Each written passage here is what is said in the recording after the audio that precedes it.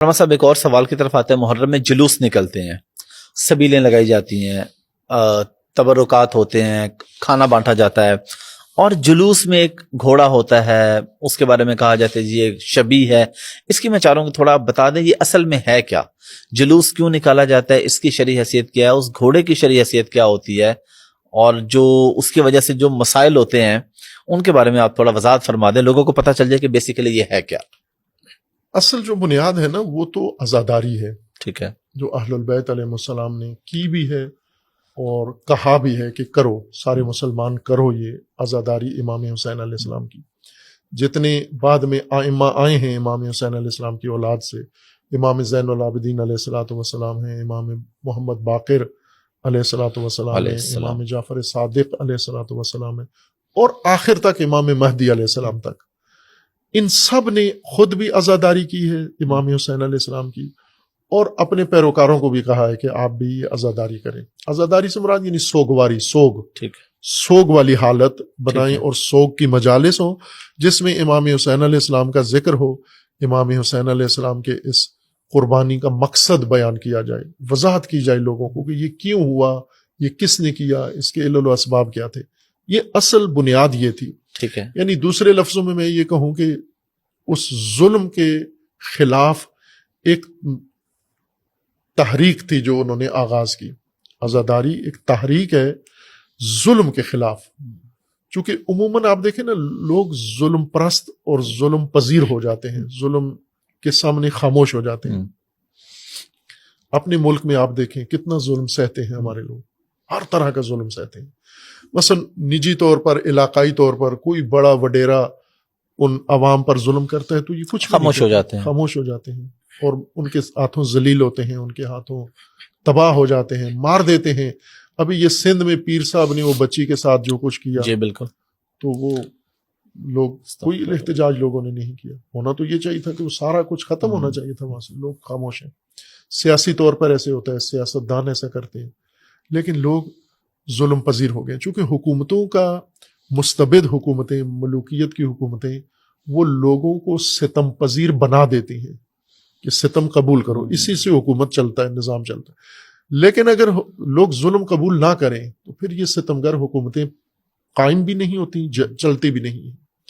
لوگ اگر ستم ستیز بنے، جس طرح علامہ اقبال کا فرمانا ہے نا کہ اگر زمانہ تیرے ساتھ سازگار نہیں ہے تو زمانے کے ساتھ سازگار ہی نہ کر، ستیز کر، پیکار کر، نبرد کر، تو ستم کے خلاف نبرد کر. تو یہ امام حسین علیہ السلام کی اس شہادت کا، خود امام نے بھی یہی کام کیا، ظلم کا انکار کیا، بیعت کا انکار کیا، اور اسی کام کو مسلسل اگلی نسلوں میں رائج اور زندہ رکھنے کے لیے عزاداری کا سلسلہ قائم کیا گیا.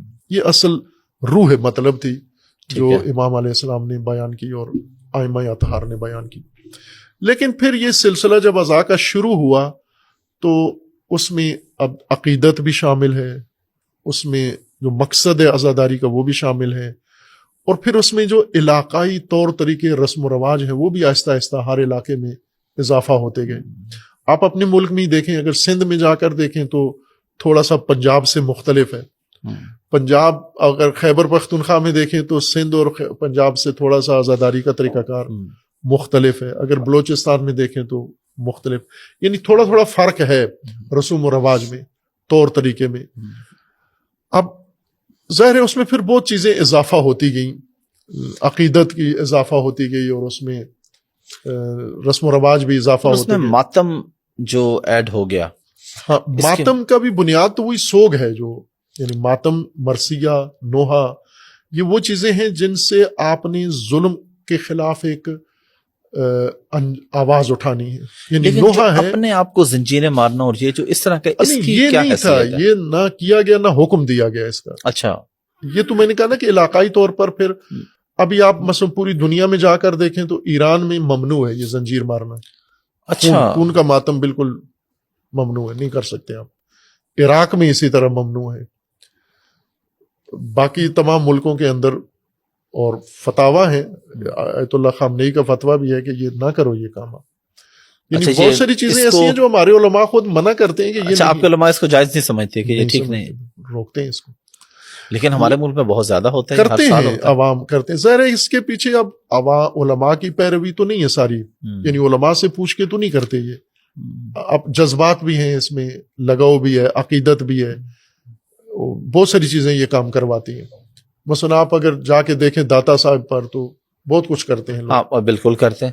اب وہ نہ تو وہ ان کی تعلیم تھی نہ علماء کی تعلیم ہے. وہاں کی مٹی اٹھا کے کھا لیتے ہیں. بالکل کئی جگہ وہ پیر کا تھوک بھی، یہ تو نہ دین کی تعلیم ہے نہ بزرگوں کی پسینے والا تعلیم ہے. ٹیشو جو ہے وہ پیر صاحب کا وہ لے لیتے ہیں، چومتے ہیں اور تبرک کے طور پر. تو یہ تو ایک عقیدت ہے لوگوں کی. عقیدت کے تحت ضروری نہیں کہ سارے کام شریعت کے مطابق ہو. جو لوگ ایک عقیدت پیدا کر لیتے ہیں نا، احترام میں سجدے کرتے ہیں پیروں کو جا کر یا مزاروں پہ، تو یہ عقیدت کرواتی ہے ان سے. یہ کوئی مذہب نہیں کرواتا یا مذہب کی تعلیمات کے ذریعے نہیں کرتے. بنیادی جو عزاداری کا مقصد تھا وہ یہ تھا کہ ظلم کے خلاف ایک ہمیشہ کے لیے ایک تحریک شروع ہو، اور بڑی کامیابی سے یہ شروع ہوئی. آپ اس کی کوئی اور مثال متبادل آپ کو نہیں ملے گی دنیا میں کہ جہاں ظلم کے مقابلے میں ایک تا قیامت سمجھ لیں ایک موومنٹ ایجاد ہوئی ہو. لیکن بیچ میں پھر سارے گھسائے، تاجر بھی گھسائے، کاروباری بھی گھسائے، فلاں بھی گھسائے، سیاسی لوگ بھی گھسائے، تو انہوں نے اس سے فائدہ اٹھانا شروع کیا. لیکن جو اصل بنیاد ہے عزاداری کی، وہ ظلم کے خلاف ایک مسلسل آواز اٹھانا ہے. اب ڈاکٹر اسرار مرحوم آپ نے سنا ہوگا، ایک کلپ ہے ان کا بڑا مزیدار. عمر کے آخری حصے میں انہوں نے یہ کلپ بیان کیا تھا اور فرمایا کہ میں 2 سال سے ایک موضوع پر بڑا سوچا ہے میں نے، اور وہ یہ ہے کہ اہل سنت پوری دنیا میں اکثریت ہیں، زیادہ تر ہے. انہوں نے کہا شیعہ 5% ہیں، ایسے بھی توڑے ہیں، باقی سب اہل سنت ہیں.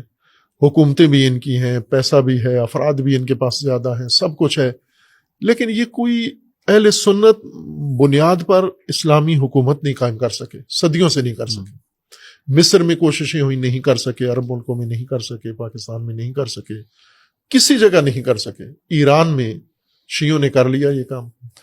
تو یہاں وہ کہتے ہیں کہ میں اس پہ غور کرتا رہا کہ یہ کیوں ہوا. وہ تھوڑے سے ہیں، ایک ہی ملک میں ان کی اکثریت ہے، وہیں انہوں نے انقلاب لا کے اپنی حکومت قائم کر لی. ہم سے نہیں ہو پا رہا یہ کام. تو انہوں نے کہا کہ اس میں نے سوچ کے انہوں نے کہا کہ مجھے پتا ہے کہ شاید آپ لوگ اس سے متفق نہیں ہوں گے میری بات سے، لیکن میں نے یہ کہنا ہے. ان کے دل میں یہ بنی ہوئی تھی ایک چیز. تو انہوں نے کہہ دیا، کہا کہ اس کی وجہ یہ ہے کہ ان کے پاس امام حسین ہے. آپ نے امام حسین کو چھوڑ دیا ہے، سنیوں کو کہا. اللہ اگر تم بھی امام حسین کو پکڑتے تو تم بھی یہ کام کر سکتے تھے، چونکہ یہ کام امام حسین کے پیروکار ہی امام حسین ہی کرا سکتے ہیں. یہ پکڑو، وہ کہتے ہیں یہ پکڑو یہ رہا. اب دیکھیں ایک شخص ساری عمر خلافت کے لیے، انقلاب کے لیے تعلیم تبلیغ کرتے رہے، تعلیم دیتے رہے. آخر عمر میں اپنی ساری عمر کا ایک نچوڑ نکال کے دے کے گئے کہ آپ کو امام حسین کی طرف آنا ہوگا، وہ ماڈل ہے ہمارے پاس. انہوں نے کہا سنیوں کے پاس ماڈل نہیں ہے. واہ، بہت بہت خوبصورت بات ہے. عزاداری اصل اس ماڈل کو زندہ رکھنا ہے. یعنی میں جو اس کی تعبیر کرتا ہوں نا، وہ یہ ہے کہ کربلا سرمشق ہے. سرمشق پرانی طالب علموں کی اصطلاح ہے، آپ انگلش میڈیم والوں کی نہیں. نہیں، میں بھی خیر اردو میڈیم پڑھا ہوں، لیکن سرمشق یہ ہوتی تھی کہ استاد بلیک بورڈ پر، اب تو وائٹ بورڈ آ گئے یا اب ڈیجیٹل بورڈ ہو گئے. وائٹ بورڈ، بلیک بورڈ پہ استاد چاک سے ایک جملہ لکھتا تھا، کوئی بھی الف بے لکھتا تھا یا آب نان خاک لکھتا تھا، جو بھی لکھتا تھا. پھر کلاس کو کہتا تھا کہ جو میں نے لکھا ہے یہ آپ اپنی کاپیوں پہ، تختیوں پہ لکھیں. ٹھیک ہے. ہم جب پڑھتے تھے تختیاں ہوتی تھی، میں نے بھی تختی پہ لکھا، تختی پہ لکھا. تو جو استاد لکھتا ہے نا اس کو کہتے ہیں سرمشق. ٹھیک ہے. اور اس کو دیکھ کر جو شاگرد لکھتا ہے اس کو مشق کہتے ہیں. ٹھیک ہے. مشق کا تو ہمیں پتہ ہے کہ مشق کرے. اچھا، وہ اصل میں سر مشق ہے جو استاد نے لکھا ہے. ٹھیک ہے. معلم کا لکھا ہوا سر مشق ہے، اس سے جو آگے شاگرد لکھتا ہے یہ مشق ہے. ٹھیک ہے. بس آپ یوں سمجھے کہ کربلا سر مشق ہے، عزاداری مشق ہے. ٹھیک ہے. اور اس میں تو کوئی دوسری رائے ہے ہی نہیں. عزاداری صرف بڑاس نکالنا نہیں ہے. عزاداری کا مطلب ہوتا ہے کہ جو امام حسین علیہ السلام نے کیا ہے آپ اپنے زمانے میں وہ کرو. اس میں تو کوئی دوسری رائے نہیں ہے کہ امام حسین علیہ السلام کو جو فالو کرے گا اور جو ان کے نقش قدم پہ چلے گا تو وہ پھر ظلم کے خلاف آواز اٹھائے گا اور پھر کھڑا ہوگا. وہ یزید کے خلاف ہوگا. بالکل بالکل ہوگا. علامہ صاحب ابھی اس میں گھوڑے کی بھی بات ہوئی تھی جو شبی کی, یہ اس کی کیا کہانی ہے؟ یہ اس لیے کرتے ہیں کہ ایک منظر کشی کرتے ہیں, یعنی جس طرح پرانے دور کی چیزیں ہوتی ہیں نا تو کچھ محفوظ کر لی جاتی ہیں میوزیم کے اندر, کچھ جو نہیں محفوظ ہوتی تو ان کی شبی بنا کے رکھی جاتی ہے. بس جیسے علامہ اقبال کا عصا موجود ہے, اینک موجود ہے, فلاں چیز موجود ہے, کچھ چیزیں ان کی نہیں ہیں موجود, تو اس کو شبی بنا کے رکھ لیتے ہیں تاکہ یہ دیکھ کر تصور کیا جائے اصل کا. ٹھیک ہے. تو یہ ایک آرٹ کا ایک سمجھے پہلو ہے کہ آپ کسی تاریخی چیز کو شبی بنائیں اس کی. آپ مثلا میں ایک مثال دیتا ہوں کہ لوگ حج پہ جاتے ہیں, حج میں جا کے جو مناسک انجام دیتے ہیں ان کو پاکستان میں لاہور میں ٹریننگ دی جاتی ہے. تو بعض جگہ آپ نے دیکھا ہوگا, بعض جو اچھے کاروان ہیں یا اچھے ادارے ہیں حج کی تربیت بڑے اچھے طریقے سے دیتے ہیں, تو وہ ایک ماڈل بنا کے رکھ لیتے ہیں وہاں پر. میں نے انڈونیشیا میں دیکھا ہوگا کہ انہوں نے اسی طرح کعبہ بنا کے اور اسی طرح وہ ان کو پہلے وہ لوگوں چکر لگوا رہے ہیں, بتاتے ہیں ایک چیز, اور حج بڑا مشکل کام ہے. بالکل بہت مشکل مشقت والی بات ہے. اس رش میں, اور اس میں پتہ ہی نہیں چلتا شروع کہاں سے کرنا ہے, ختم کہاں پہ کرنا ہے. تو جن لوگوں نے وہ مشق کی ہوئی ہوتی ہے اپنے ماڈل کے ساتھ نا, تو وہ پھر اصل کعبہ میں جا کے بڑے اچھے طریقے سے وہ ذہن میں ہوتا ہے. تو یہ جو شبیہیں بناتے ہیں, جیسے علم کی شبی بنائی جاتی ہے یا گھوڑا بنایا جاتا ہے ذوالجناح, تو یہ شبی بناتے ہیں چونکہ ہم لوگ وہاں میدان کربلا میں نہیں تھے.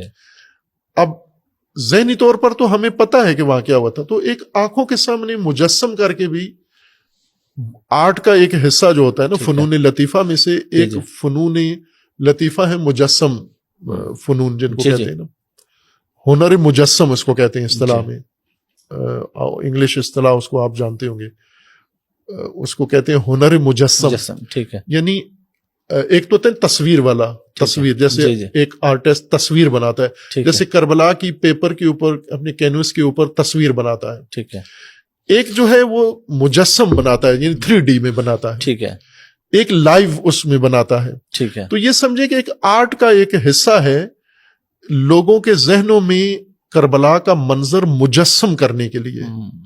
لیکن وہ دھیرے دھیرے اس نے اور شکل اختیار کر لی کہ وہ خود موضوع, خود توجہ کا مرکز شبیہیں بن گئی, کہ اب لوگ ان کو مجسم نہیں شبی کے طور پر نہیں دیکھتے, بلکہ اب خود ان کو اصل کے طور پہ اسے دیکھ رہے ہوتے ہیں, اصل سے بھی آگے لے جاتے ہیں. یعنی ابھی اور ان کا رخ بدل گیا. اور اس کو بھی لیکن بنیاد اس کی یہ تھی, شبی اگر آپ کو مدد دیتی ہے نا کہ شبی کربلا کو سمجھنے میں, اور بعض جگہ ہوتا ہے یہ. ٹھیک ہے. مثلا ایران میں, عراق میں تو اس سے بھی زیادہ ہوتا ہے.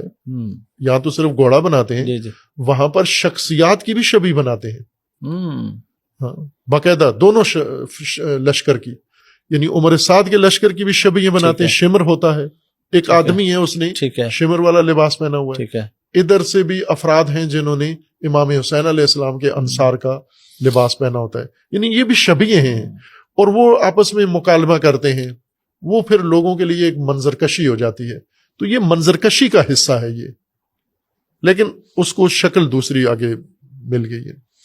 اور جو اس کو زیادہ سمجھتے ہیں تو وہ آپ کے نزدیک ٹھیک ہے یا ٹھیک نہیں ہے؟